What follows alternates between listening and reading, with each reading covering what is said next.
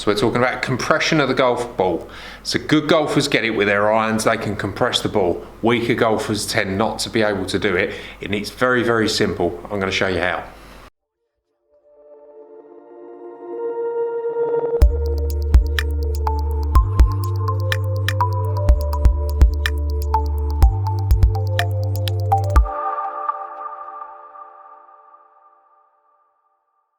Right, so compression of the golf ball is about how you deliver the golf club to the ball at the point of impact.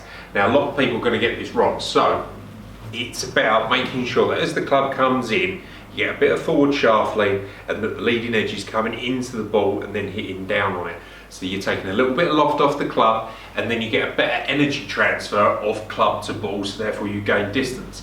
Now, where people get it wrong is that they get sort of a negative lean, so that at the point of impact the shaft might be leaning back, so the leading edge is a little bit off the ground, using a little bit too much of the bounce, like how you'd hit a sort of chip pitchy type shot or something like that, but you're not getting that sort of squeeze and compression of the golf ball. That's going to lead to weaker shots, poorer strikes, and generally just not playing as well. So one thing that I'm going to see when people are getting this wrong quite often, and certainly from a weaker golfer or a less experienced golfer, it sometimes can come down to grip pressure.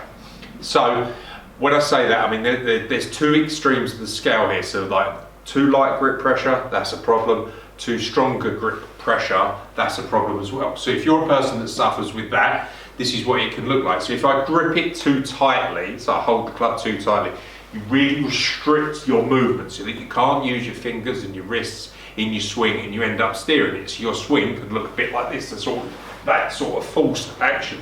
Now if I swung it like that, as I come in, delivery of the club's got to be hands very level with the ball, there's not a lot of speed there, and it's a weak shot, so the swing would look something like this.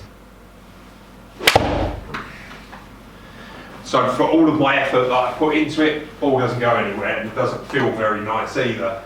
And that can be something that a lot of people suffer with. Similarly, you can go to the other end of the scale and get too loose on it, and that's a problem. So that, if you stood there and go very, very light on your grip, very, very light with your hands, and then you're sort of moving it and you're kind of wafting the club around, and again, it's just not really under control. So a swing like that, it's got to look a little bit sort of floppy and drop the club into the ball, and again, you're going to get inconsistent strikes and shots and things. So you've got to get the balance right for what sort of grip pressure that you've got as to get the best results. So if you can imagine that one's too hard and one's too soft, then you need to sit in the middle. So you don't want to grip it too tightly, you don't want to grip it too softly, you just want to hold the club enough to be able to feel it in your fingers and use your hands and be in control of the club. Now if you want to work on sort of compression of the golf ball, is quite simple. So what I will get people to do is start off small. So start off with a sort of neutral grip pressure, so not too tight, not too loose, and stand there and just kind of get some slower half swings. So as the club comes back here, get to this sort of position, weight transfer can help to use your left foot as well. So to sort of lift that up, and then in your downswing, plant that left foot and start getting the club to come through, so you can get to this position, unload your hands and get here. So you're really trying to get the hands forward of the ball, the club coming through a little bit later and controlling the flight. So if you have access to a launch bonnet, or if you have access to something like that, you can look at your launch angle and try and bring it down, try and get it to a point where you can say, yeah, that's what you want to do. So it could look, if you did it wrong, you can see I can hit that one, ball pops up, right, and 23-degree launch angle. So that would be too much.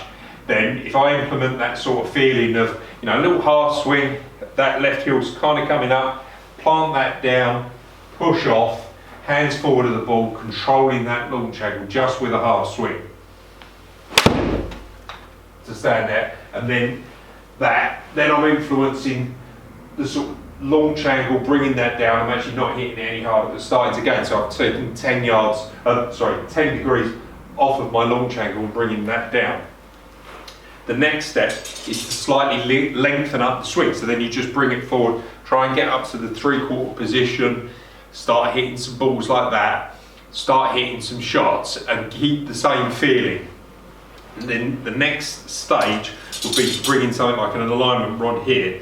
So if I set the ball to a point where it's about 2 club, so I've got a 7/9, so about 2 club widths or 2 club head widths from the ball there, and then as I'm swinging I'm trying to get the feeling of hands forward, avoid the alignment rod and strike the ball.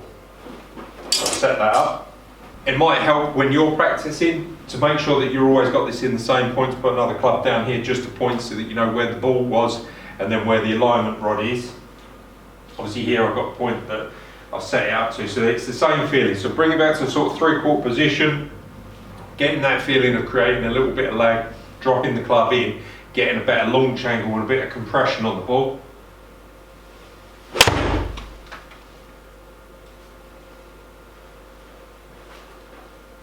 And you can see there, really influencing the flight, bringing the launch angle down a little bit and squeezing it out there and getting some better shots.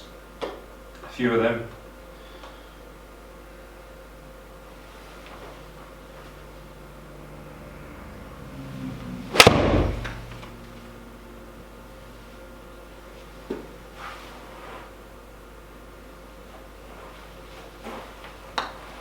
And as you're doing that, just gradually lengthen up the swing, get it back to a sort of normal length for you, whatever that is, but the same sort of feelings. Now the alignment rod at the back there can change, so if you were going for a shorter club, whether that's a wedge or a 9/9, because of the steeper angle attack, you might want to bring that in a little bit. If you were going for something longer, like a 4 or even a 3/9, you might want to push it back slightly, just because the angle attack's going to be that bit shallower, but it's still the same feeling. Really get the sensation of drop the club in, keep the hands forward and really compress and squeeze that golf ball.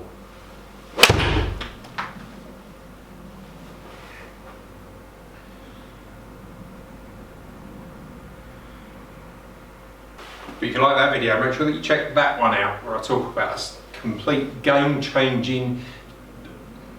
But if you like that video, make sure that you check that one out where I give you a little tip that totally transformed my short game.